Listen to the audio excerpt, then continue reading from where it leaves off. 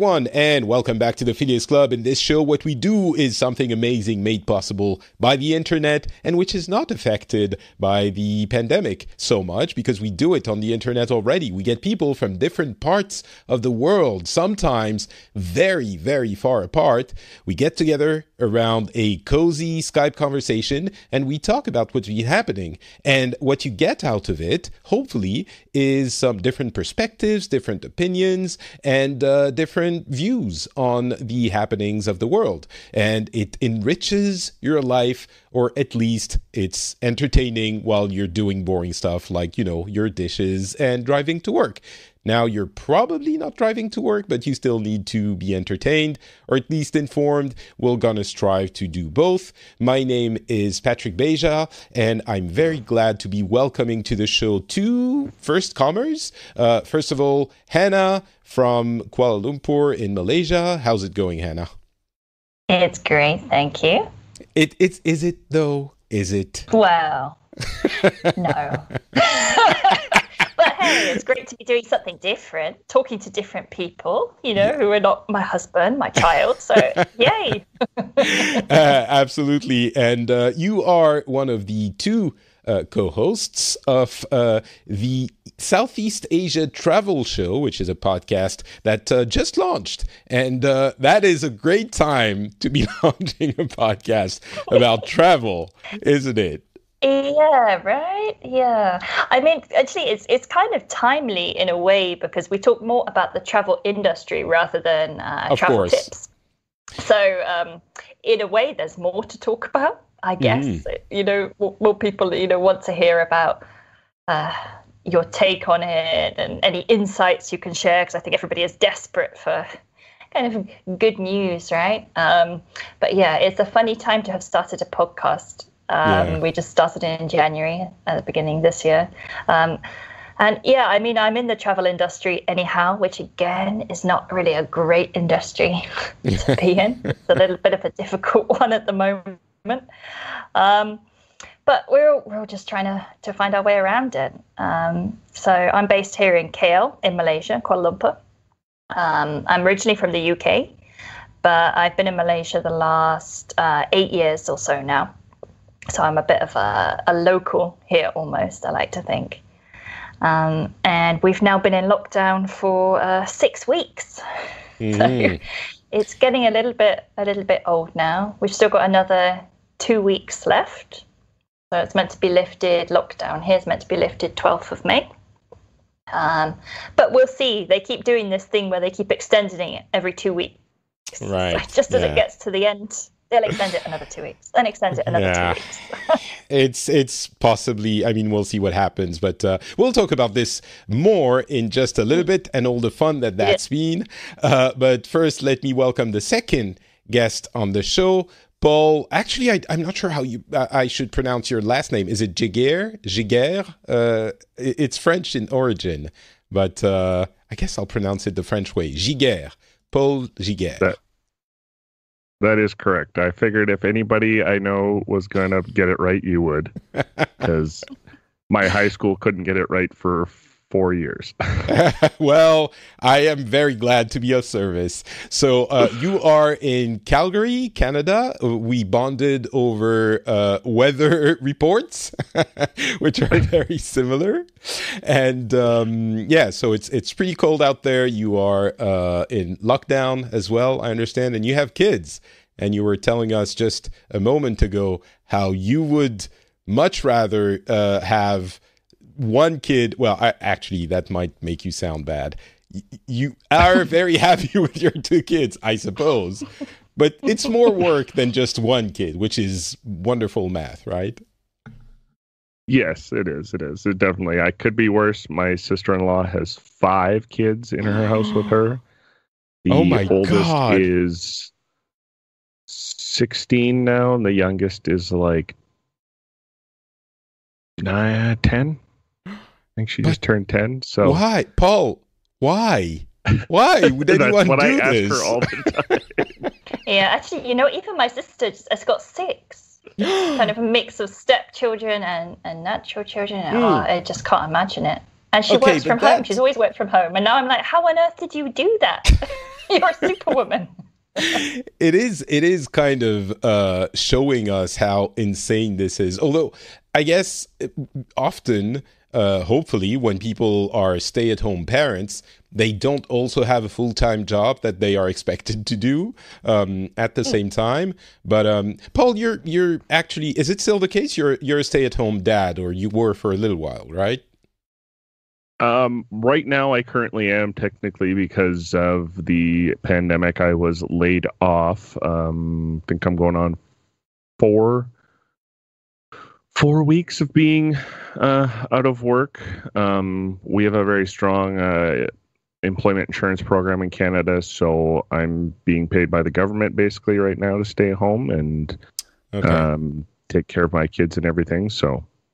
And still, so it's your main. Yeah, I misunderstood. I thought you had been for a little bit longer, but so it is essentially you're taking care of this, and your partner is working. So it's your primary responsibility to be taking care of the kids, and you're slowly going insane.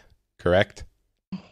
You know what? To be fair, the first couple of weeks were okay. There was a middle part of the last, because my kids have been home now for almost 7 weeks. Yeah. And the middle part, I had a couple of days where week or so where it was bad, and I just wasn't interested in helping get their online school organized and stuff, because it just was kind of a lot of extra work. But now that the weather's kind of turned a little nicer out here and our snow's melting and we can start to go outside and get some actual fresh air, it's getting a little better. Mm. Yeah, it feels like there was a kind of, I don't want to say elation in the beginning. That's obviously very much too strong of a word. But there was enthusiasm in the beginning. Like, all right, we're going to do this, or at least courage. And over the past, I would say there was a turning point around week 4 or 5. It feels like everyone who has kids, and that's very anecdotal evidence on my part. Those who don't have kids are kind of on a fairly even line. Those who have kids are like, oh my God, this has to stop. Like, I don't care. We have to reopen the schools. Not I don't care, but there's a desperate tone in the voice of the people who have kids who are like, please, can we, like, I really hope daycare reopens soon. If it doesn't, Yeah, it's the same for you, I was just Hannah. actually about 10 minutes before we started this, I was just frantically reading a news article online that they had just released from our health minister saying, oh no, childcare and education are going to be the last things to reopen. What? Oh my God, Come on, guys. I would move away from Malaysia, like, right now, if that was the case. Like, I'm going back to the UK, whatever. Like, I'll just hitch a ride in a cargo plane somewhere. And so let's talk about this a little bit, about how it's been going in Malaysia. But before we do, I just want to thank the patrons of this show at patreon.com/the Phileas Club. If you enjoy the show, please consider becoming a patron at patreon.com/the Phileas Club. The link is in the show notes. You can do that in a couple of minutes. It is the way the show is funded, the reason the show exists. So if you enjoy it, if you've been having a good time, or if you're getting something out of it, please do consider going to patreon.com/the Phileas Club. And again, the link is in the show notes. Thank you a million times to those who choose to support the show, because first of all, you are the reason the show that exists. And second of all, you are my favorite people in the world. My son is a close second, along with my wife, but you are my favorite people. All right, so Kuala Lumpur, honestly, I was excited to have you on the show, Hannah, because I don't know a lot about Malaysia, and I'm very curious to hear how things have been going in a part of the world that I really don't know much about. Obviously hit by the pandemic as well. About 6 weeks ago, sheltering started. It seems like it's on par with Western countries in terms of the stage of the pandemic, and it's dealing with it in the same way. Can you tell us more? Yeah, I mean, so I think the funny thing actually about being in Southeast Asia is everybody was on the alert I think a lot earlier than they were in Western countries, and certainly in like Europe and North America, just because of the proximity to China, and there's so much more traffic between Malaysia and other Southeast Asian countries like Thailand and Singapore to China. So that already, I think by the beginning, even mid-January, I remember I came down with quite a heavy cold, and I was still going out, and you're sneezing and things, and people are giving you a look like, really? should I be avoiding you? Have you got something? Well, do you know if you got COVID-19? Because you might have. I don't think so, but you panic about it, because I'd just been to Thailand, and then I'd researched that the flight that had left an hour before mine had gone to Wuhan. Then you start thinking, oh my God, maybe I had it. But I'm pretty sure I didn't. Well, I mean, you maybe not, but maybe you did. I've heard from several people who, and in which case, actually, we're not sure that immunity is guaranteed if you've had it. So maybe we're all out of luck in that case. But if you have had it, then your family probably has had it, and if you have immunity, then you're fine. You can just go out and have fun and party. Right, that would be cool. But who knows? So even from the beginning of January, there was already this kind of awareness about.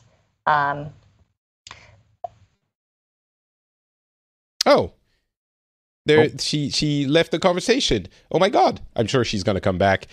Internet is what happens when you are connected to people from very far away. So let's wait for her to come back. There she goes. She's back. Hey, welcome back, Hannah.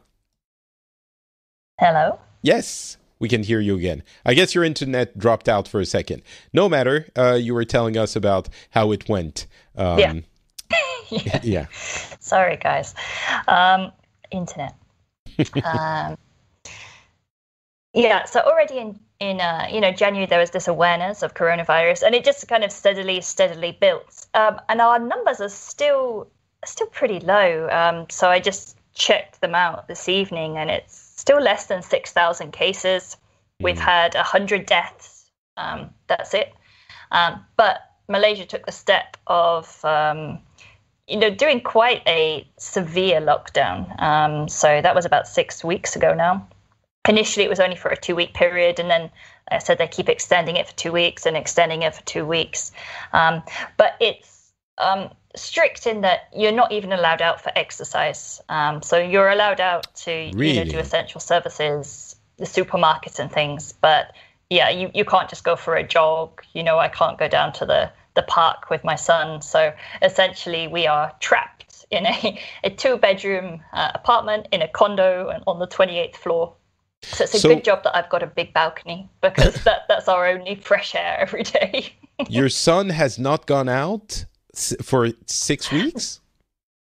Yeah, he's not been out for for the first week we had we have a rooftop garden here, and that was still open. And then after the first week of lockdown, even that was shut down. So yeah, he's not left the apartment actually for five weeks now. I wonder if he started to forget the outside.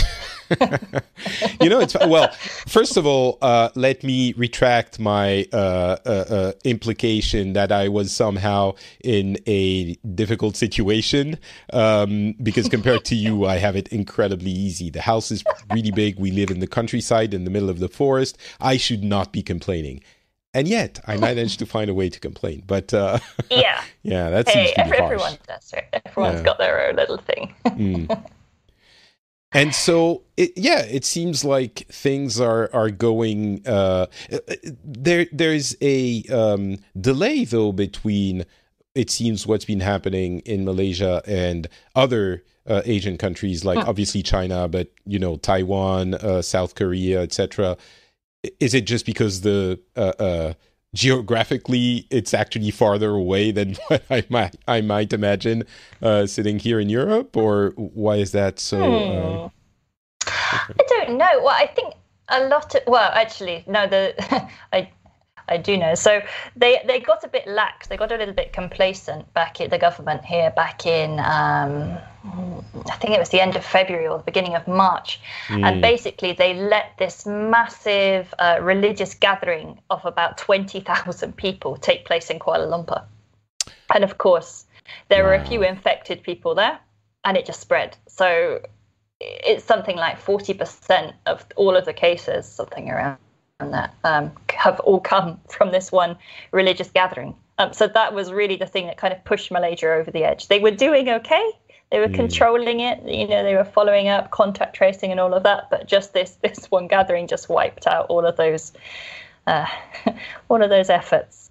So after that, they just decided, I think, like the only way to really, try to get this under control is to impose a lockdown, which they did pretty quickly. And, I think everybody actually in the country was thinking this is the right decision. We all kind of suspected it was coming.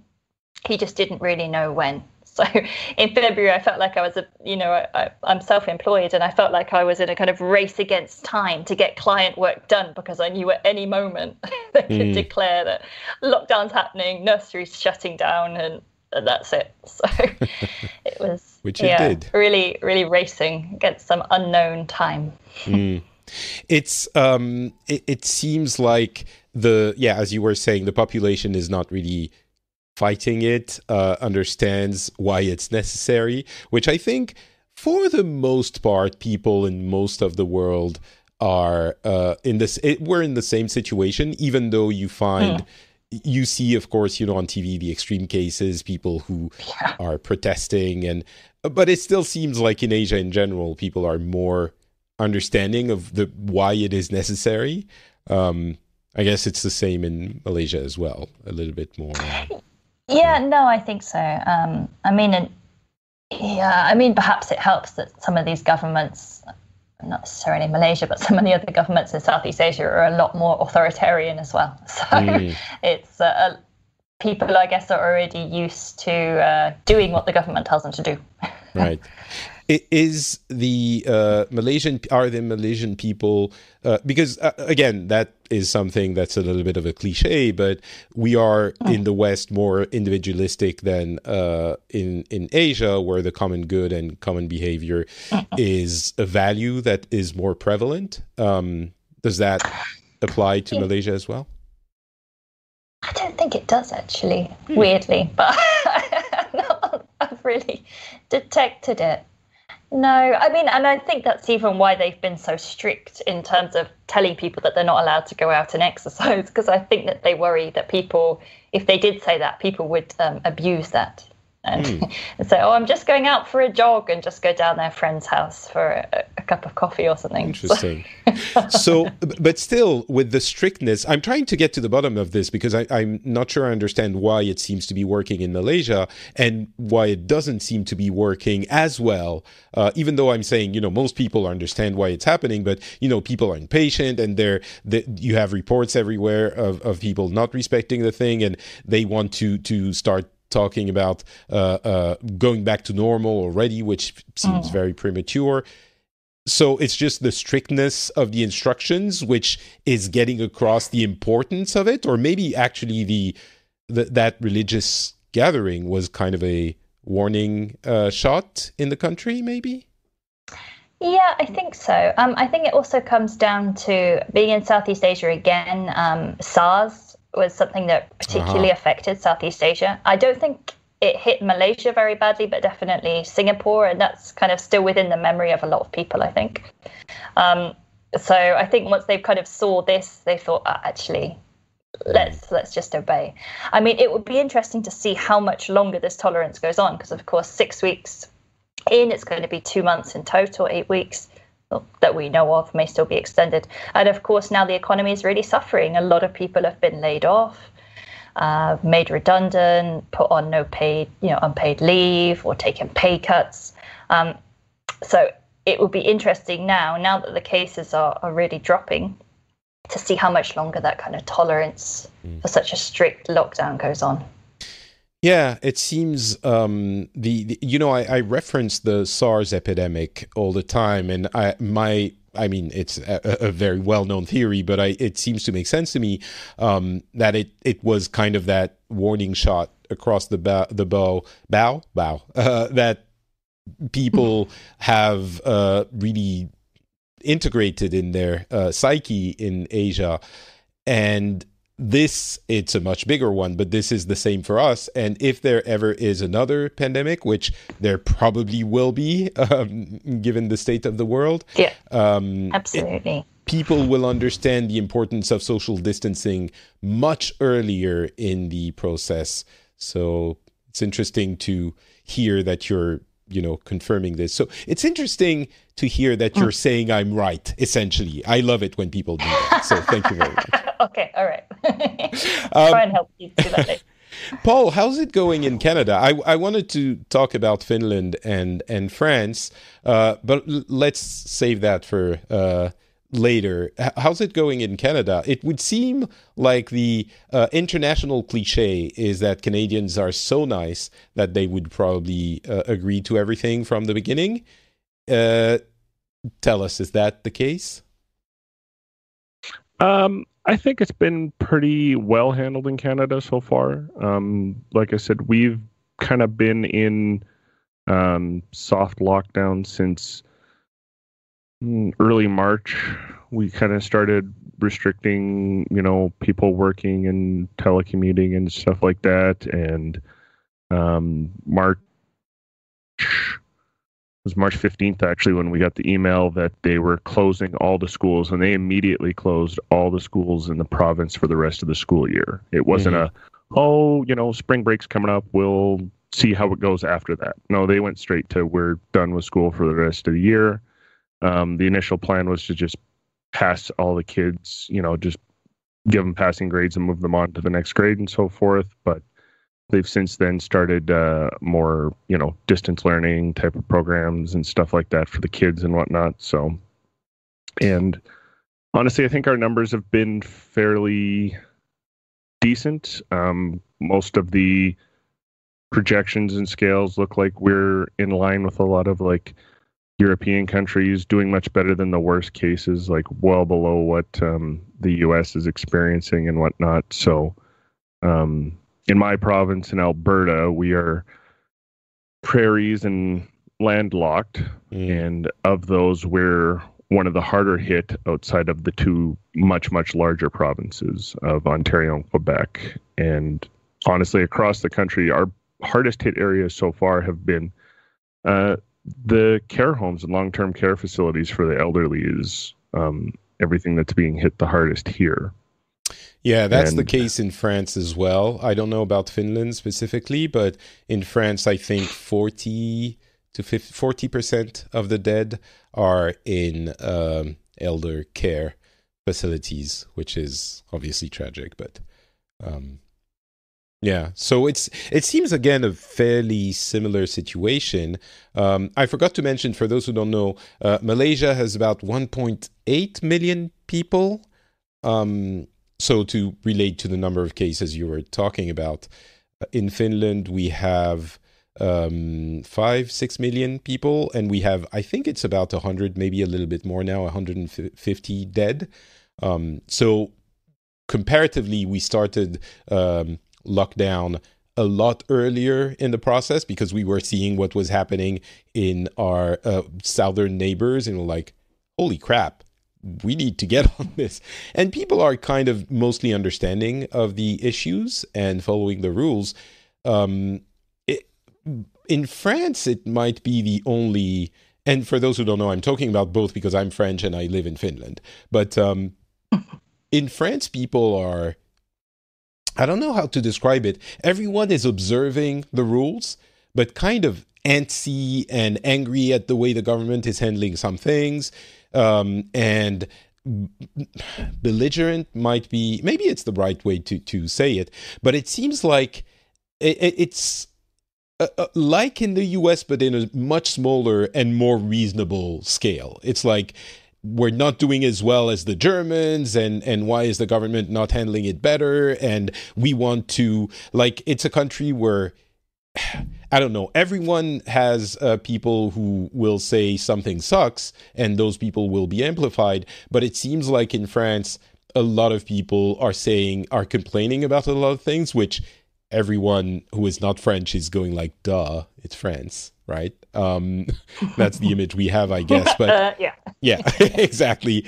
But it's like the government proposes some things, and there's a section of the population who's like, oh, you're so dumb, and like opening the schools. Oh, why are you opening the schools? So we'll do it like progressively in steps. Why are you doing it in steps? This is so stupid. And like, I don't know. And it seems like both in Canada and Malaysia, I can't quite put my finger on it, but from your reports both, it seems like things are, maybe the way of putting it is, seems like things are going smoothly. Now, smoothly in this situation might be a little bit of I don't know, not the right word, but given the context, they're going as smoothly as they can, is the feeling I'm getting. Is that a fair assessment, Hannah, or not? Yeah, I think so. I mean, definitely during the first week, there were loads of people who were still breaking all of the rules, and then the police started arresting them, and then the levels went back down. So I know what you mean. I think in this case maybe belligerent is it could be the right word for the French in their approach. Definitely not the Malaysian approach, I don't think.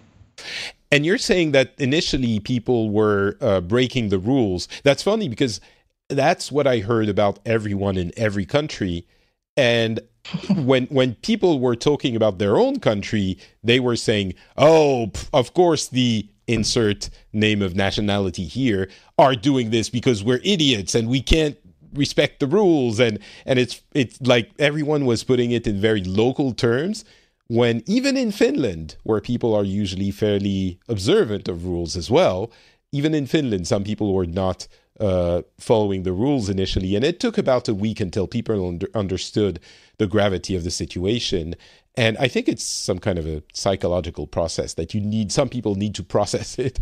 And they do that by, going out in parks and spreading the virus, I guess. Is it the case in Canada as well?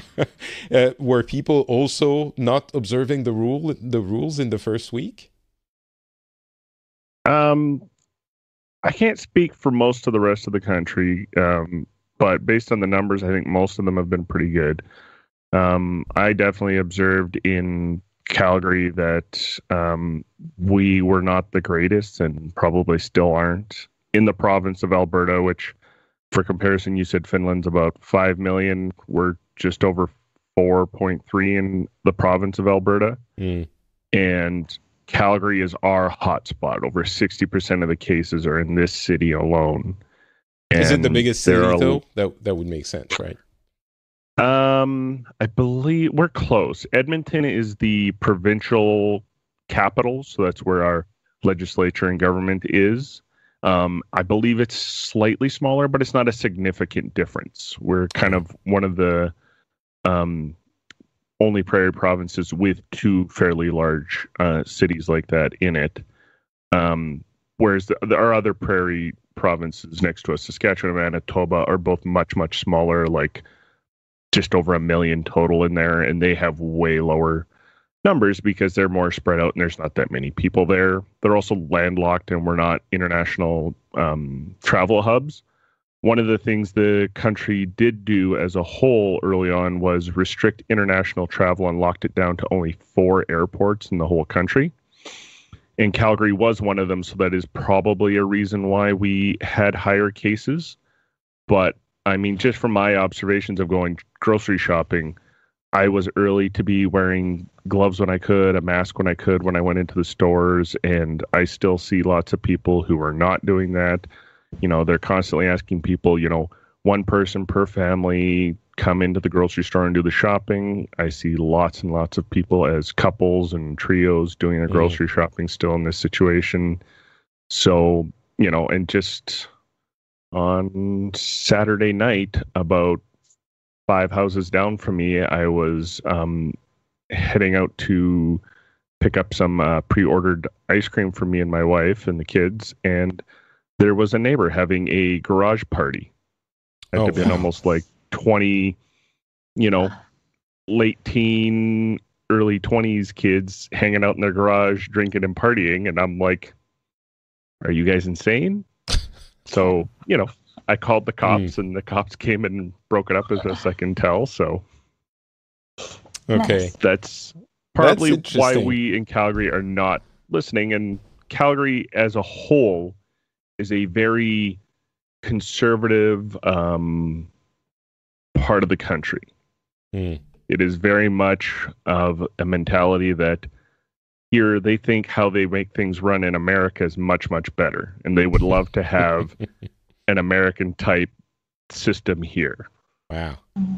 Actually, we're going to get to that in a second, but I do want to mention it really seems that maybe not the entirety of the reason, but a huge factor, and that makes sense, but a huge factor of how things are spreading is the population density. And that's very obvious. But it's, I'm sure that behavior, I mean, it's not that I'm sure. Obviously, behavior has impacts it, but even it's not the few exceptions, the few idiots that are going to keep partying that are going to dramatically change the situation of the country. It seems the population density is going to matter at that point when you put in place lockdown.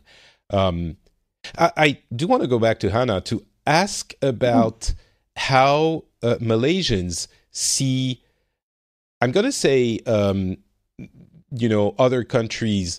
And I guess when I say other countries, obviously I'm very self-centered, so I think Western countries.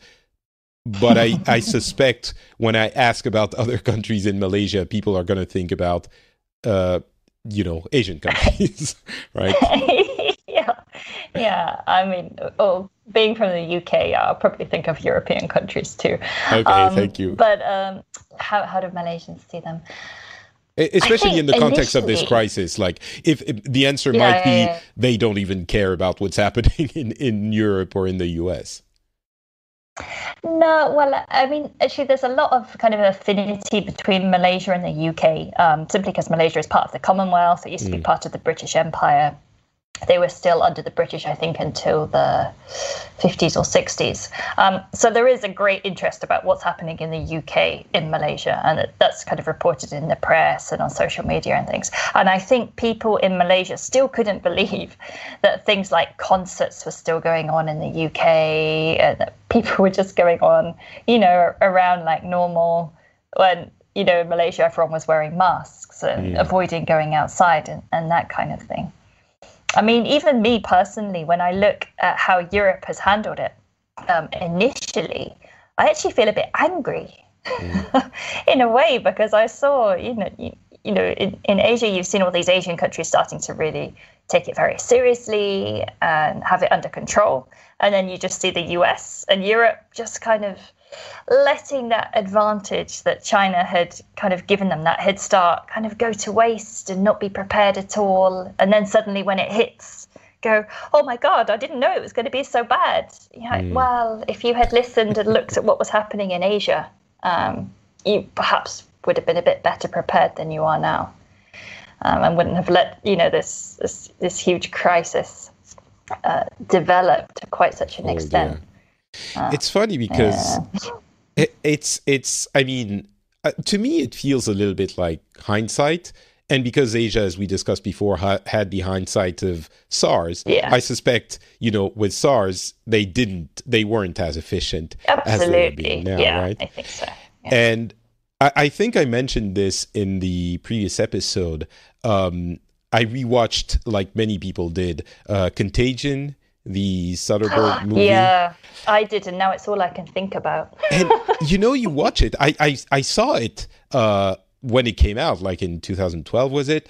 And it felt like a normal disaster movie, right? Soderbergh angle, but and now when I watched it, it felt like I was watching, I don't know, medieval peasants fighting the plague. I was like, are you like, when are you going to start social distancing? Like from the 10th minute of the show, of the movie, I was like, what are you doing? What are you doing? What are you doing? Like it's the and you don't understand. You just don't know. If you haven't, you can learn about things in a book. You can learn about a war in a book. If you haven't been, I suspect, because I have never been in a war, but if you haven't been on the field of battle, you don't know. You don't know what to do. You don't know how you're going to react. And it feels a little bit like this is the same in that you know, of course, when we look at it now, we're like, we should have done this. We should have had this prepared. We should have known that this was going to happen.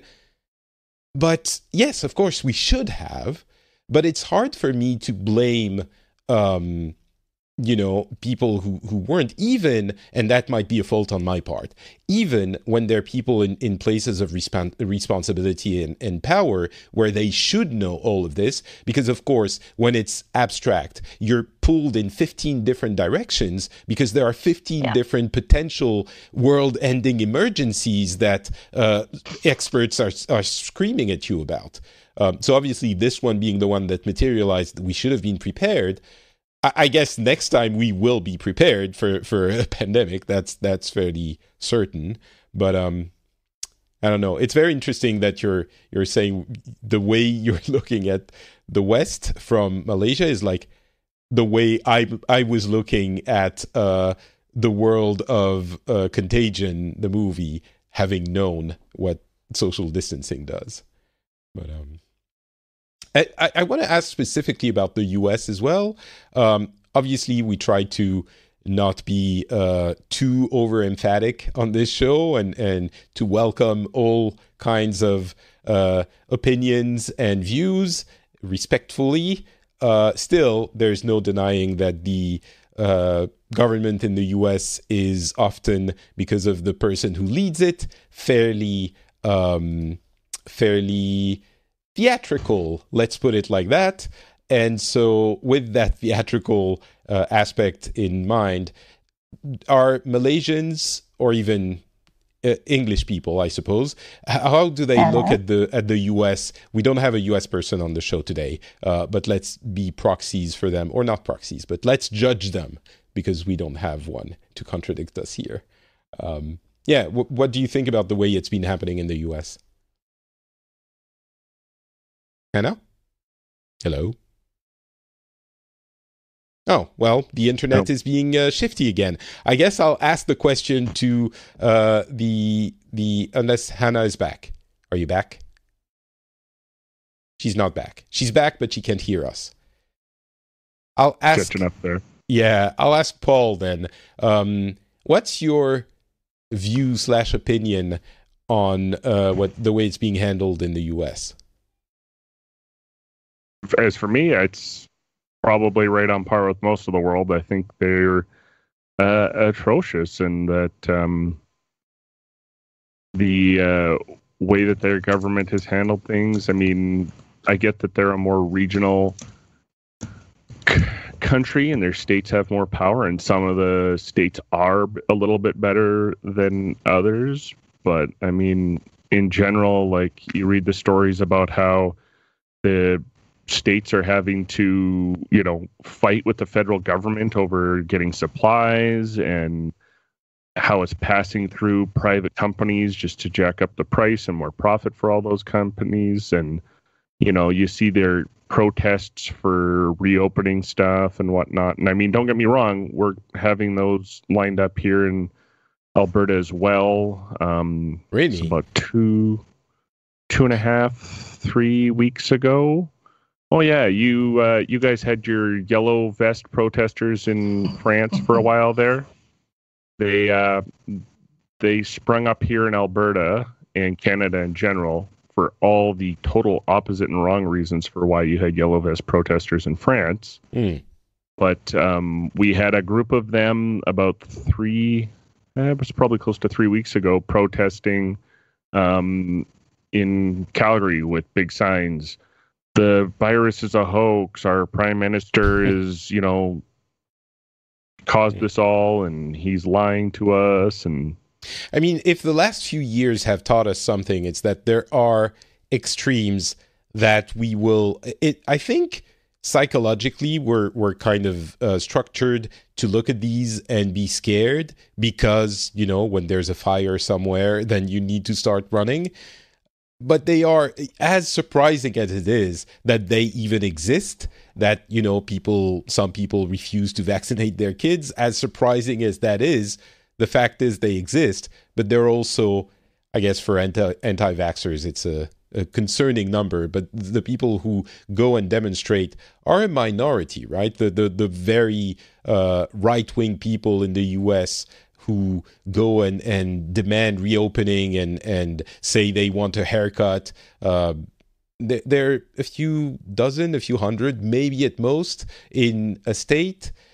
And I'm being the devil's advocate here, but I think there should definitely be federal guidelines in the US, and the federal government should probably be directing things a little bit better. But at the same time, we just said, depending on the geography of your local region, things are going to be very, very different. And as we know, the US is very large, and different states have hugely different population density and situations and everything. So it might make sense to say, well, maybe not let every state fend for itself, but at least leave a lot of autonomy to the states in the way they're handling it. Have I convinced anyone of this? It seems all of these seem like reasonable arguments to me, even if, yes, there should be more guidance, I'm sure. But yeah, I don't know. I'll get back to Hannah. How do the Malaysians see the US? Is it also seen as something of a spectacle, or? Yeah, I think so. So. I mean, I would say it probably doesn't dominate the headlines quite as much as over in Europe, I think, but especially in the way that they're handling COVID-19. But yeah, I mean, from what I've seen, people just Trump's comments about drinking disinfectant and everything else. I mean, that all gets plenty of coverage over here in Malaysia. Yeah. Okay, so I guess it's the same everywhere, no matter where you're from. I wonder if he, another president was doing the exact same thing. Taking the exact same decisions from a federal standpoint, but wasn't a buffoon that was doing a spectacle on TV, I wonder if things wouldn't be considered less bad, just because he is such a irresponsible in the way he communicates. I don't know. What I've started fantasizing about in recent weeks was, I would love to see a TV show where, in an alternate reality, he would have lost the election, and how things would have been over the past 4 years with Hillary Clinton as the president. Just to imagine, and it would need to be a well-written show where it's not just, she conquers the world and is triumphant, like she does everything well because obviously she's a Democrat, so everything goes perfectly. It would need to be a realistic take on, the different, essentially, I guess, the West Wing, which is not super realistic, but tries to. Actually, I don't know if you watch a show called whether you ever followed a show called The Good Wife, and then there's The Good Fight, which is like it's kind of follows lawyers in Chicago. I love The Good Wife. I love The Good Fight. Don't spoil the last season. I'll watch it. Okay. But the latest season has come out, and the first episode is exactly that. It's what would have happened if Hillary had won, and it's very clever, very interesting. Oh my God! And it's not all roses. Okay, so then I love. I mean, it is an extremely left-wing show, but it also has some times of reckoning and of. I think, I love The Good Wife, and the spin-off, The Good Fight, is really good. I was surprised. So there you go, our recommendation for the day. Go. Yeah, gotta go watch it quick. And it's so great to have actors and actresses that aren't 20-somethings, which I'm not a 20-something anymore, but I don't know that that's the reason I like it. It's just, I don't know, it's refreshing. It's a great show. Yeah, it's a smart show. Yeah. All right. Yeah. So I guess, is there anything else that either of you wants to add about how things have been going locally? Like things I might not really think about because I don't know your countries. So I just have, my experiences as a frame of reference. Or maybe even something that has nothing to do with the pandemic, potentially. The only thing from Malaysia is that everybody now loves our health director general, or health DG as they call him. Now everybody's like on social media, you just constantly see people heaping praise upon him. Little kids are writing him letters, really? framing the letters he writes back to them. There's like this hero cult forming around this guy, this civil servant.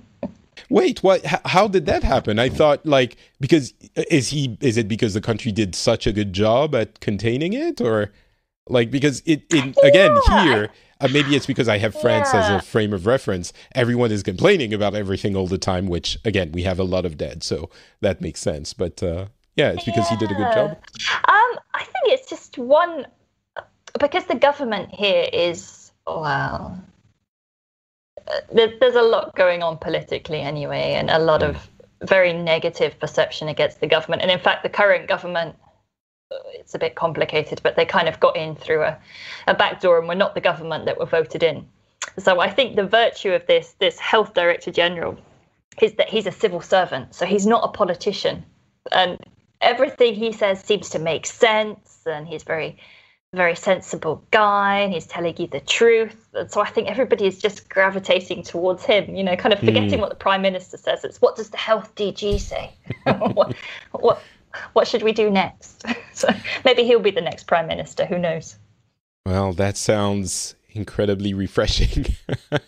It's nice. I kind of want to live in Malaysia now. So really? Thank you very much. I don't know. It seems like everything's going pretty well. So far. Paul, what about Canada? Anything else you want to add before we close the show off?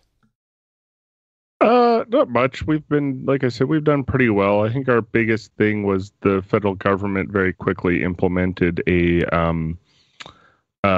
really good response benefit. Like the U.S. got their, $1,200 check one time to help them out, whereas they brought in what we called the Canadian Emergency Response Benefit, which is basically like an employment insurance, and even people who didn't normally qualify for that were able to apply for that and are getting $500 a week, tax free basically right now to help cover their expenses while they stay home and everything. And it's really sparked up a debate in the country about what we should be maybe paying everybody, and that, if this is what the government considers the minimum amount of money you need to kind of survive, how do we justify companies that aren't paying that much when you work full-time regularly?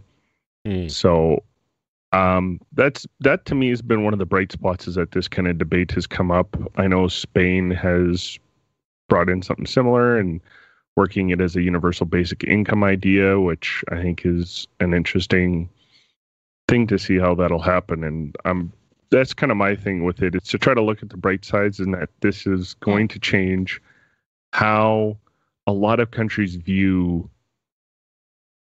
what is required to survive, right? What people need to do to live, and that maybe we need to look at, different ways of doing things. Do we need such dense cities nowadays when, internet is becoming more readily available to work from home for everybody? And if we can cut back on all that, cars on the road and stuff like that, we can, make a bigger impact on things we didn't think we could before. Yeah, it seems there's going to be changes everywhere. Certainly, I mean, one of the promises from the president when we get out of the crisis in France is a rethinking of the healthcare system. And we definitely have a better one than many other countries, but certainly it's underfunded as everywhere else in the world that do have good health care systems. There's things like autonomy on an EU level about many essential things, which is going to be thought of very, very seriously. But even smaller things like in Finland, for example, when you're laid off, you get unemployment benefits, of course, for a couple of years. But if you get any income or if you start a company, then you lose everything immediately. In France, for example, that's not the case. You can keep part of it, and it depends on the income you get, et cetera, et cetera. And so Finland is thinking, these deeply ingrained philosophical choices almost that are being challenged a little bit, as you said, Paul, by the requirements of this situation. So there will definitely be things or it seems like there will be things that will be challenged and changed after this. Bill Gates wrote a really interesting article called, what's it called? The first modern pandemic, where he proposes calling it Pandemic 1, as, World War I and World War II. Like, this is Pandemic 1, and it's going to have a deep psychological impact on everyone who's lived through it and on the countries that have, the whole world. I guess, he's a smart dude. He knows what he's talking about. Yeah. You wanted to add something, Hannah? No, I mean, I think you're right. I think the only thing that we can try and do out of this, like Paul said, is try and think of the positives of it, isn't it? If it's all for nothing and everybody just loses their jobs and everybody ends up in depression and gloom, then it's not, psychologically, that's not a very cheery thought either. So we've just got to hope that this all leads to something better, I imagine. Well, let's do that, and let's try to look at the things that will be. We're still in the middle of it, and yes, there will be horrible things that will keep coming. But crises give us an opportunity to improve as well. So hopefully that will happen. Yeah.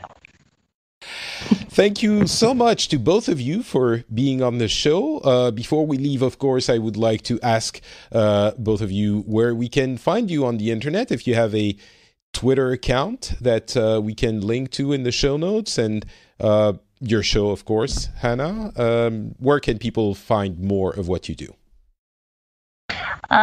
So you can find the show, it's the SEAsiaTravelShow.com. So there's the podcast. And along there you can find my contacts as well. Find me on LinkedIn, hannah.f.pearson. Yeah. So I'll send them over to Patrick so you could have them in the show notes too. Perfect. You don't have a Twitter account? I do, but I don't really use it. There's Hannah F. Pearson as well. Yeah, okay, no, well, I'll put your I'm not your active LinkedIn. Very much. I'll put your LinkedIn. It's easier if that's what you use. Cool. All right. Thank you very much for being on the show, Hannah. What about you, Paul? Do you have an active, fun, entertaining Twitter account? I'm putting a lot of pressure on you. Just to be clear, no one's Twitter account is actually fun. Everyone's Twitter account is depressing. So feel free to, not be better than anyone else. Well, I don't know if I'm depressing. I don't.